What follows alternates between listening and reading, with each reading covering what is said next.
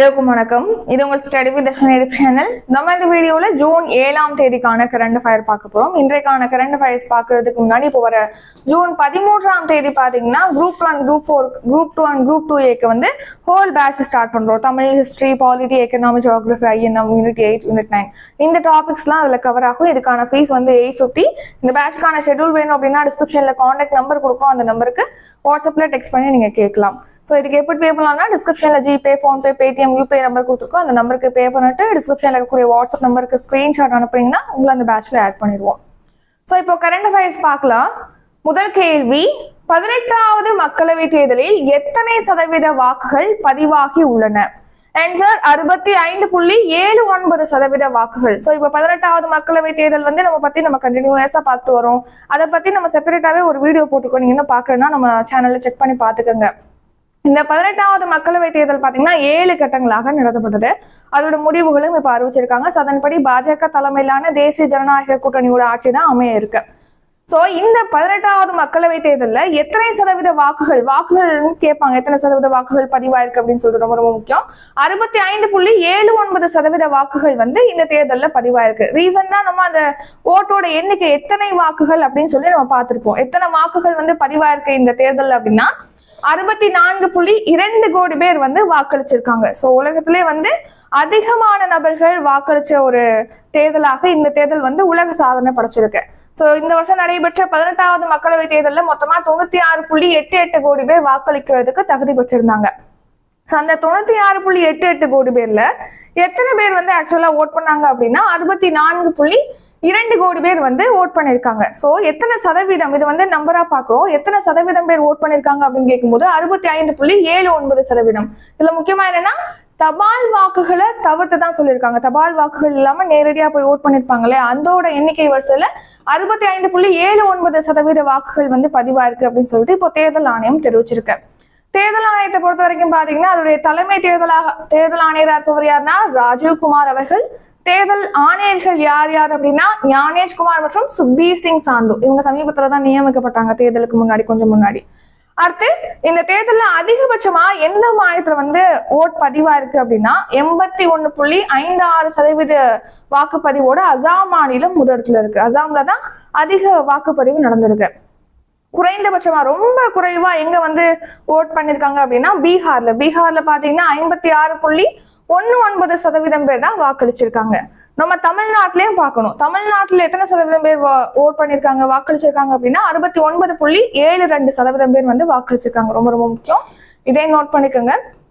Next இரண்டாவது கேள்வி, நாட்டிலேயே இளம் எம்பியாக தேர்வு செய்யப்பட்டவர் யார்? ஆன்சர் அனைவரும். சோ பாத்தீங்கன்னா இப்போ தேர்தல் நடந்துச்சு இல்லையா, 543 தொகுதிகளுக்கு தேர்தல் நடந்துச்சு இல்லையா அந்த 18வது மக்களவை தேர்தல். அதுல யார் வந்து இளம் எம்பியாக, எம்பினா மெம்பர் ஆஃப் பார்லிமெண்ட், பாராளுமன்ற உறுப்பினர், மக்களவை தேர்தல்ல யார் வந்து இளம் வயதுல எம்பியாக தேர்வு செய்யப்பட்டிருக்காங்க அப்படின்னு பார்க்கும்போது ஒரு 4 பேர் பார்க்கிறோம். இதை வந்து 3 பேர் தான் கொடுத்துருக்கோம். சஞ்சனா ஜாதவ், அடுத்து சம்பவி சௌத்ரி, பிரியா சரோஜ், இவங்க 3 பேர். அடுத்து இன்னொருத்தவங்க 4 பேர் வந்து தேர்வு செய்யப்பட்டிருக்காங்க. எத்தனை வயதுல அவங்க இளம் எம்பியாக தேர்வு செய்யப்பட்டிருக்காங்கன்னா 25 வயதுல. சோ நாட்டிலே பாத்தீங்கன்னா இளம் எம்பிக்களாக சஞ்சனா ஜாதவ், அடுத்து சம்பவி சௌத்ரி, அடுத்து புஷ்பேந்திர சரோஜ், அடுத்து பிரியா சரோஜ், இவங்க 4 பேர் வந்து தேர்வு செய்யப்பட்டிருக்காங்க. இவங்க 4 பேரோட வயது என்னன்னா 25. சோ இதுல சஞ்சனா ஜாதவ் என்பவங்க ராஜஸ்தான் மாநிலத்துல பாரத்பூர் தொகுதியில காங்கிரஸ் கட்சி சார்பில் போட்டியிட்டு இவங்க மெம்பர் ஆஃப் பார்லிமெண்ட், அதாவது மக்களவை உறுப்பினராக தேர்வு செய்யப்பட்டிருக்காங்க. அடுத்து இப்போ சம்பவி சௌத்ரி பாத்தீங்கன்னா பீகார் மாநிலத்துல சமஸ்திபூர் மக்களவை தொகுதியில போட்டியிட்டு லோக் ஜனசக்தி கட்சி சார்பில் வெற்றி பெற்றிருக்காங்க. அடுத்து புஷ்பேந்திர சரோஜ் மற்றும் பிரியா சரோஜ், இவங்க பாத்தீங்கன்னா உத்தரப்பிரதேச மாநிலத்துல சமாஜ்வாதி கட்சி சார்பில் போட்டியிட்டு வெற்றி பெற்றிருக்காங்க. இப்போ இளம் எம்பிக்கள் 25 வயதுல தேர்வு செய்யப்பட்டிருக்காங்க அப்படின்னு சொல்லிட்டு 4 பேர் பார்த்தோம். அதே மாதிரி மூத்த எம்பியாக இந்த 18வது மக்களவை தேர்தலில் மூத்த எம்பியாக யார் தேர்வு செய்யப்பட்டிருக்காங்கன்னா திமுக கட்சியை சேர்ந்த டிஆர் பாலு என்பவர். இவர் 82 வயதுல இப்போ தேர்வு செய்யப்பட்டிருக்கார் எம்பியாக. அடுத்ததாக 3வது கேள்வி, ஐநாவின் பாதுகாப்பு கவுன்சிலில் நிரந்தரமற்ற உறுப்பினராக எந்த நாடு தேர்ந்தெடுக்கப்பட்டுள்ளது? ஆன்சர் அனைத்தும். ஸோ 5 நாடுகள் பாத்தீங்கன்னா இப்போ ரீசெண்டா வந்து யுஎன்எஸ்சி, அதாவது யுனைடெட் நேஷன்ஸ் செக்யூரிட்டி கவுன்சில், தமிழ்ல வந்து ஐக்கிய நாடுகளின் பாதுகாப்பு கவுன்சில். இதுல மொத்தமா வந்து 15 உறுப்பு நாடுகள் இருக்கும். அதுல வந்து 5 உறுப்பு நாடுகள் நிரந்தரமான உறுப்பு நாடுகள், 10 வந்து நிரந்தரமற்ற உறுப்பு நாடுகள் அப்படின்னு சொல்லி பார்த்திருப்போம். இந்த 10 நிரந்தரமற்ற உறுப்பு நாடுகள் பாத்தீங்கன்னா 2 ஆண்டுகளுக்கு ஒரு முறை வந்து தேர்வு செய்யப்பட்டு வருவாங்க. 2 ஆண்டுகள் பதவிக்காலம் இருக்கும். 2 ஆண்டுகள் மட்டும் தான் அந்த ஐக்கிய நாடுகள் பாதுகாப்பு கவுன்சில்ல உறுப்பினராக இருப்பாங்க. ஸோ அதுல பாத்தீங்கன்னா இப்போ பாகிஸ்தான், சோமாலியா, டென்மார்க், கிரீஸ், அடுத்து பனாமா, இந்த 5 நாடுகள் வந்து நிரந்தரமற்ற உறுப்பு நாடுகளாக இப்போ தேர்வு செய்யப்பட்டிருக்கு.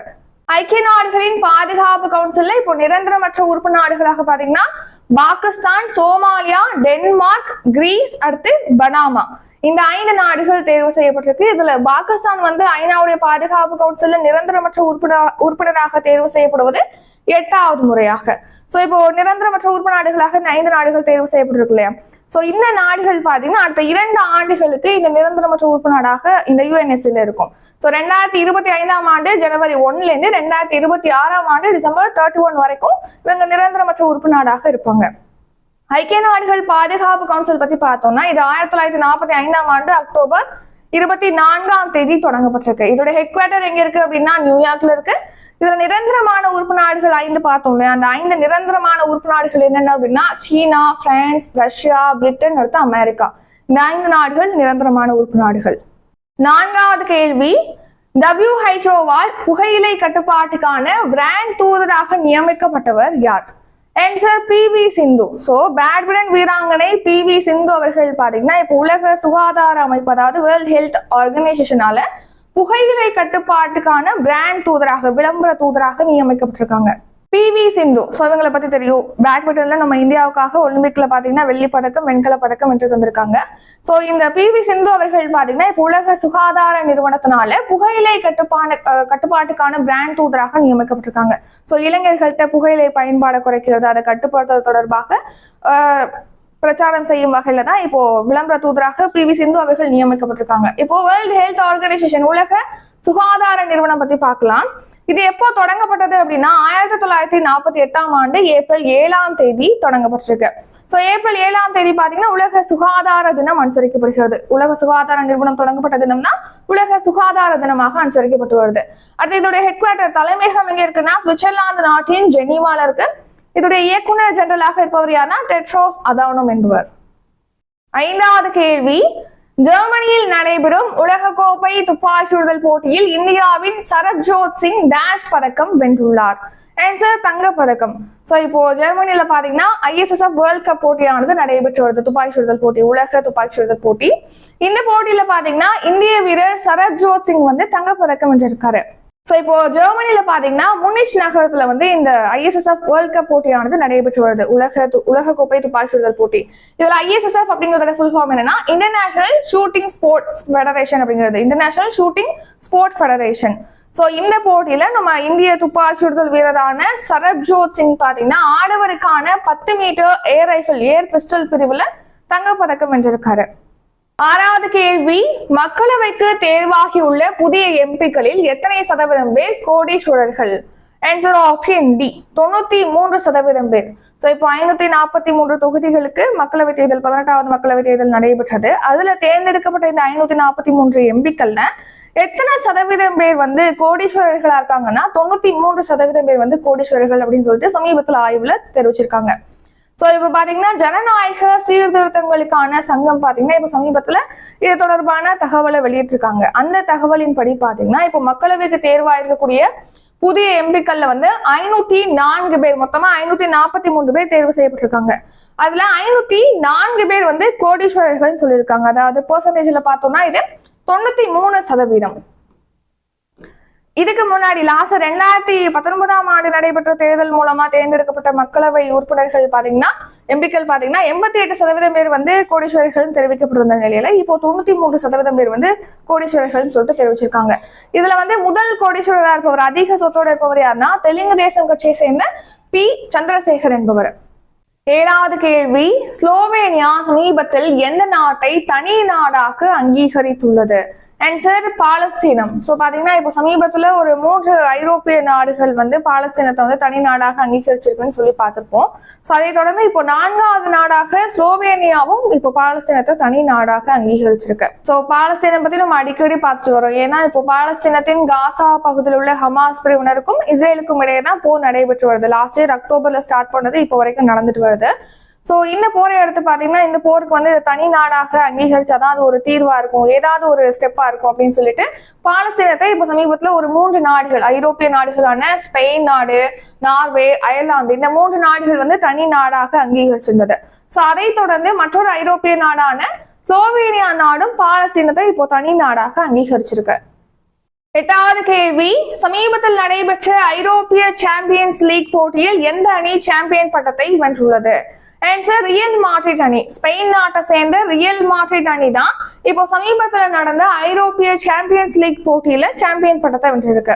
சோ இப்போ சமீபத்துல பாத்தீங்கன்னா ஐரோப்பிய சாம்பியன்ஸ் லீக் போட்டி நடைபெற்றது. இந்த போட்டியில இறுதி ஆட்டத்துல பாத்தீங்கன்னா பொரூசியா டார்ட்மண்ட், அதாவது ஜெர்மனியின் பொரூசியா டார்ட்மண்ட் மற்றும் ஸ்பெயின் நாட்டின் ரியல் மாட்ரிட் அணி வந்து மோதி இருந்த நிலையில ரியல் மாட்ரிட் அணி வந்து வெற்றி பெற்றிருக்கு. சோ ரியல் மாட்ரிட் அணி இந்த போட்டியில சாம்பியன் ஆகிறது இது 15வது முறை. இந்த ஐரோப்பிய சாம்பியன்ஸ் லீக் போட்டியில பாத்தீங்கன்னா மொத்தமா 32 அணிகள் பங்கேற்றிருந்தது. சோ இந்த போட்டிங்கிறது பாத்தீங்கன்னா ஐரோப்பிய கிளப் அணிகளுக்கு இடையில நடத்தப்படுகிறது. ஐரோப்பிய சாம்பியன்ஸ் லீக் அப்படிங்கிறது ஐரோப்பிய கிளப் அணிகளுக்கு இடையில நடத்தப்படுது. 9வது கேள்வி, வந்தே பாரத் ரயில் சேவை எந்த ஆண்டு தொடங்கப்பட்டது? ஆன்சர் 2019ஆம் ஆண்டு. கடந்த 2019 தான் இந்த வந்தே பாரத் ரயில் சேவையானது தொடங்கப்பட்டது. சோ 2019ஆம் ஆண்டு பிப்ரவரி 15ஆம் தேதி பாத்தீங்கன்னா வந்தே பாரத் ரயில் சேவை முதன்முறையாக டெல்லி டு வாரணாசி இடையே வந்து தொடங்கி வைக்கப்பட்டது. சோ நாடு முழுவதும் இருக்கக்கூடிய முக்கிய நகரங்களை இணைக்கும் வகையில தான் இந்த வந்தே பாரத் ரயில் சேவை தொடங்கப்பட்டது. இந்த வந்தே பாரத் ரயில்களுக்கான ரயில் பெட்டிகள் எங்க தயாரிக்கப்படுதுன்னா சென்னை ஐசிஎஃப்ல தொழிற்சாலையில, ஐசிஎஃப்னா ஒருங்கிணைந்த ரயில் பெட்டி தொழிற்சாலையில தான் தயாரிக்கப்படுது. சோ இப்போ வரைக்கும் நாடு முழுக்க பாத்தீங்கன்னா 102 வந்தே பாரத் ரயில்கள் செயல்பட்டு வருது அப்படின்னு சொல்லிட்டு தெரிவிக்கிறாங்க. 8வது கேள்வி, உலக உணவு பாதுகாப்பு தினம் எந்த நாளில் அனுசரிக்கப்படுகிறது? Answer June 7. இன்றைய தினமான ஜூன் 7ஆம் தேதி தான் உலக உணவு பாதுகாப்பு தினமானது அனுசரிக்கப்படுகிறது. வேர்ல்டு ஃபுட் சேஃப்டி டே, உலக உணவு பாதுகாப்பு தினம். ஸோ பாத்தீங்கன்னா நம்ம பார்க்குறோமோ இல்லையோ நம்மளுடைய உணவு, நம்ம சாப்பிடக்கூடிய உணவு வந்து எவ்வளவு பாதுகாப்பானதா இருக்கா, தூய்மையானதா இருக்கா அப்படிங்கறத நம்ம பார்க்க வேண்டியது இருக்கு. ஸோ அது குறித்து வலியுறுத்தும் வகையில், அது குறித்த விழிப்புணர்வை ஏற்படுத்தும் வகையில தான் இந்த உலக உணவு பாதுகாப்பு தினம் ஜூன் 7ஆம் தேதி ஒவ்வொரு வருஷமும் அனுசரிக்கப்பட்டு வருது. இந்த வருஷம் இந்த தினத்திற்கான கருப்பொருள் தீம் என்னன்னா food safety prepare for the unexpected அப்படிங்கிறது. Food safety prepare for the unexpected அப்படிங்கிறது. அடுத்து இப்போ FAO பத்தி பார்க்கலாம். FAOனா ஃபுட் அண்ட் அக்ரிகல்ச்சர் ஆர்கனைசேஷன். இதோட தமிழ் விரிவாக்கம் உணவு மற்றும் விவசாய அமைப்பு. இது எப்போ தொடங்கப்பட்டது அப்படின்னா 1945ஆம் ஆண்டு அக்டோபர் 16ஆம் தேதி தொடங்கப்பட்டிருக்கு. இதோடைய தலைநகரம் எங்க இருக்குன்னா இத்தாலி நாட்டின் ரோம் நகரத்துல இருக்கு. இதோடைய தலைவராக இருப்பவர் யாருன்னா கியூ டாங்யூ என்பவர். அடுத்து இந்திய உணவு பாதுகாப்பு மற்றும் தர நிர்ணய ஆணையம், அதாவது FSSAI. அதோட ஆங்கில விரிவாக்கம் என்னன்னா food safety and standards authority of India அப்படிங்கிறது. இந்த இந்திய உணவு பாதுகாப்பு மற்றும் தர நிர்ணய ஆணையம் எப்போ தொடங்கப்பட்டது அப்படின்னா 2011ஆம் ஆண்டு தொடங்கப்பட்டிருக்கு. இதோடைய ஹெட் குவார்டர், தலைமையகம் எங்க இருக்கு அப்படின்னா புதுதில்லியில இருக்கு. இதோடைய CEO-வாக இருப்பவர் யாருன்னா ஸ்ரீ அருண் சிங்கால் என்பவர். 11வது கேள்வி, 2025ஆம் ஆண்டுக்கான QS உலகின் தலை சிறந்த பல்கலைக்கழகங்கள் பட்டியலில் எந்த IIT 118வது இடத்தை பிடித்துள்ளது? Answer Mumbai IIT. ஸோ பாத்தீங்கன்னா இப்போ QSனா குவாக்வார்லி சைமண்ட், இது வந்து ஒரு ஆய்வு நிறுவனம். இந்த வருஷத்துக்கான 2025ஆம் ஆண்டுக்கான உலகின் தலை சிறந்த பல்கலைக்கழகங்கள் பட்டியலை இப்போ இந்த QS நிறுவனம் வெளியிட்டிருக்கு. ஸோ இந்த QS வெளியிட்டுள்ள இந்த பட்டியலில் இந்திய அளவுல முதலிடமும் உலக அளவுல 118வது இடத்தையும் மும்பை IIT பிடிச்சிருக்கு. ஸோ இப்போ உலகின் தலை சிறந்த பல்கலைக்கழகங்கள் பட்டியல் 2023 QS அப்படிங்கிற குவாக்வார்லி சைமண்ட் அப்படிங்கிற லண்டனை பேஸ் பண்ணி செயல்படக்கூடிய ஒரு ஆய்வு நிறுவனம் தான் வெளியிட்டிருக்கு. ஸோ இந்த QS நிறுவனம் எதன் அடிப்படையில், எதை காரணிகளாக கொண்டு இந்த பட்டியலை வெளியிட்டிருக்காங்க அப்படின்னா ஆராய்ச்சி கட்டுரைகளை வெளியிடுறது, அடுத்து புதிய கண்டுபிடிப்புகளுக்கான முயற்சிகளை ஊக்குவிக்கிறது. ஒரு கிளாஸ்ல ஆள் இருக்காங்கன்னா இப்போ டீச்சருக்கும் மாணவருக்கும் இடையிலான விகிதாச்சாரம், இப்போ இவ்வளவு ஸ்டூடெண்ட்க்கு இவ்வளவு டீச்சர் இருக்கணும் அப்படின்னு சொல்லிட்டு இல்லையா, அந்த மாதிரியான ஆசிரியர் மாணவர் விகிதாச்சாரம் இது போன்றவற்றை ஆய்வு செஞ்சுதான் இந்த பட்டியலை வெளியிட்டிருக்கு. சோ இந்த உலகின் தலை சிறந்த கல்வி நிறுவனங்கள் பட்டியலில் பாத்தீங்கன்னா இந்தியாவிலிருந்து எத்தனை கல்வி நிறுவனங்கள் இடம்பெற்றிருக்குன்னா 46 உயர்கல்வி நிறுவனங்கள் இடம்பெற்றிருக்கு. ஸோ இந்திய அளவுல முதலிடம் பிடித்தது வந்து மும்பை ஐஐடி. உலக அளவுல மும்பை ஐஐடி இந்த பட்டியல் எத்தனையாவது இடத்தை பிடிச்சிருக்குன்னா 118வது இடம். அதுக்கு அடுத்தபடியாக டெல்லி ஐஐடி பாத்தீங்கன்னா உலக அளவிலான பட்டியலில் 150வது இடத்தை பிடிச்சிருக்கு. இந்திய அறிவியல் நிறுவனம் அதாவது ஐஐஎஸ்சி பெங்களூரு 211வது இடத்தை பிடிச்சிருக்கு இந்த பட்டியலில். காரக்பூர் ஐஐடி வந்து 222வது இடத்தை பிடிச்சிருக்கு. சென்னை ஐஐடி எத்தனையாவது இடத்தை பிடிச்சிருக்கு அப்படின்னா 227வது இடத்தை பிடிச்சிருக்கு. அடுத்து பாத்தீங்கன்னா அண்ணா பல்கலைக்கழகம் இந்த பட்டியலில் வந்து இந்த வருஷம் 2025ஆம் ஆண்டுக்கான இந்த பட்டியலில் 383வது இடத்துக்கு முன்னேறி இருக்கு அப்படின்னு சொல்லிட்டு தெரிவிச்சிருக்காங்க. நெக்ஸ்ட் முதல் 5 இடங்கள். ஸோ உலகின் தலை சிறந்த பல்கலைக்கழகங்கள் பட்டியலில் முதல் 5 இடங்களை பிடித்த கல்வி நிறுவனங்கள் என்னென்ன அப்படின்னு பார்க்கும்போது ஃபர்ஸ்ட் இடத்துல அமெரிக்காவின் மசச்சூசெட்ஸ் தொழில்நுட்ப நிறுவனம் வந்து முதல் இடத்தை பிடிச்சிருக்கு. 2வது இடம் பாத்தீங்கன்னா பிரிட்டன் நாட்டின் லண்டன் இம்பீரியல் கல்லூரி வந்து பிடிச்சிருக்கு 2வது இடத்தை. அடுத்து பிரிட்டன் நாட்டின் ஆக்ஸ்போர்ட் பல்கலைக்கழகம் 3வது இடத்தை பிடிச்சிருக்கு. நெக்ஸ்ட் அமெரிக்காவின் ஹார்வர்ட் பல்கலைக்கழகம் 4வது இடமும் பிரிட்டனின் கேம்பிரிட்ஜ் பல்கலைக்கழகம் 5வது இடத்தையும் பிடிச்சிருக்கு இந்த பட்டியல்ல. நெக்ஸ்ட் பாருங்க 12வது ஐநா பள்ளியில் இஸ்ரேல் தாக்குதல். ஸோ பாத்தீங்கன்னா இப்போ காசா மீது இஸ்ரேல் வந்து தாக்குதல் நடத்திட்டு வருது அப்படின்னு சொல்லிட்டு நமக்கு தெரியும். ஸோ இதுல காசால மத்திய பகுதியில் அமைந்திருக்கக்கூடிய அல் சர்தி பள்ளியை பாத்தீங்கன்னா பாலஸ்தீன அகதிகளுக்கான ஐநா பிரிவு நடத்திட்டு வருது. இந்த பள்ளியில இப்போ இஸ்ரேல் வந்து தாக்குதல் நடத்திருக்கு. அடுத்து 13வது வெப்பத்தின் தாக்கத்தை குறைக்கிறதுக்காக பாத்தீங்கன்னா கட்டடங்களோட மேற்பகுதிகளில் வந்து சிலிக்கான் பெயிண்ட் அடிக்கும் திட்டமானது தொடங்கப்படும் அப்படின்னு சொல்லிட்டு இப்போ தமிழக சுற்றுச்சூழல் பருவநிலை மாற்றத்துறை செயலரான சுப்ரியா சாஹூ அவர்கள் வந்து தெரிவிச்சிருக்காங்க. ஸோ இந்த சிலிக்கான் பெயிண்ட் வந்து கட்டடங்கள்ல அடிக்கிறது மூலமா 3ல இருந்து 5 டிகிரி செல்சியஸ் வெப்பம் குறையறதுக்கு வாய்ப்பு இருக்கு அப்படின்னு சொல்லிட்டு தெரிவிக்கிறாங்க. அடுத்ததான் ரிவிஷன் பார்க்கலாம். ரிவிஷன் பார்க்கறதுக்கு முன்னாடி நம்ம சேனல்ல பாத்தீங்கன்னா ஒவ்வொரு மந்த்துக்கும் monthly current affairs PDF provide பண்றோம். இப்போ மே மந்த் வரைக்கும் அவைலபிளா இருக்கு. உங்களுக்கு எந்த மந்த் வேணுமோ அதுக்கான பிரைஸ் அமௌண்ட் டீட்டெயில் வந்து டிஸ்கிரிப்ஷன்ல கொடுத்துருக்கோம். இப்போ 1 மந்த் வாங்குனீங்கன்னா 59, 3 மந்த்னா 130, 1 இயர் வாங்குனீங்கன்னா 400 ரூபி. இந்த மாதிரி பிரைஸ் அமௌண்ட் டீட்டெயில் வந்து டிஸ்கிரிப்ஷன்ல கொடுத்துருக்கோம். நீங்க செக் பண்ணிட்டு டிஸ்கிரிப்ஷன்ல இருக்கக்கூடிய GPay, PhonePe, Paytm, UPI number ஏதாவது ஒரு நம்பருக்கு பே பண்ணிட்டு டிஸ்கிரிப்ஷன்ல இருக்கக்கூடிய வாட்ஸ்அப் நம்பருக்கு ஸ்கிரீன்ஷாட் அனுப்பிட்டு உங்களுக்கு எந்த மந்த் வேணுமோ மென்ஷன் பண்ணீங்கன்னா உங்களுக்கு அந்த மந்த்துக்கான மந்த்லி கரண்ட் அஃபேர்ஸ் PDF வாட்ஸ்அப்ல ஷேர் பண்ணிடுவோம். ஸோ இப்போ ரிவிஷன் பார்க்கலாம். முதல் கேள்வி 18வது மக்களவை தேர்தலில் எத்தனை சதவீத வாக்குகள் பதிவாகி உள்ளன? ஆன்சர் 65.79% வாக்குகள். 2வது கேள்வி நாட்டிலேயே இளம் MP-யாக தேர்வு செய்யப்பட்டவர் யார்? ஆன்சர் அனைவரும். 3வது கேள்வி ஐநாவின் பாதுகாப்பு கவுன்சிலில் நிரந்தரமற்ற உறுப்பினராக எந்த நாடு தேர்ந்தெடுக்கப்பட்டுள்ளது? ஆன்சர் அனைத்தும். Pakistan, Somalia, Denmark, Greece, Panama. 4வது கேள்வி WHO-வால் புகையிலை கட்டுப்பாட்டுக்கான பிராண்ட் தூதராக நியமிக்கப்பட்டவர் யார்? ஆன்சர் PV சிந்து.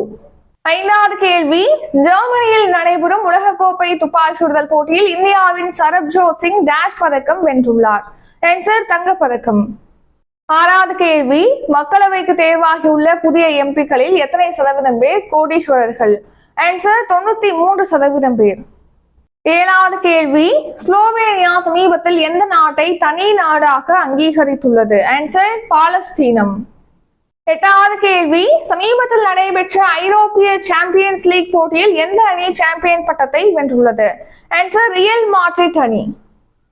9வது கேள்வி வந்தே பாரத் ரயில் சேவை எந்த ஆண்டு தொடங்கப்பட்டது? ஆன்சர் 2019ஆம் ஆண்டு. 10வது கேள்வி உலக உணவு பாதுகாப்பு தினம் எந்த நாளில் அனுசரிக்கப்படுகிறது? ஆன்சர் ஜூன் 7ஆம் தேதி. 11வது கேள்வி 2025ஆம் ஆண்டுக்கான QS உலகின் தலை சிறந்த பல்கலைக்கழகங்கள் பட்டியலில் எந்த IIT 118வது இடத்தை பிடித்துள்ளது? Answer Mumbai IIT.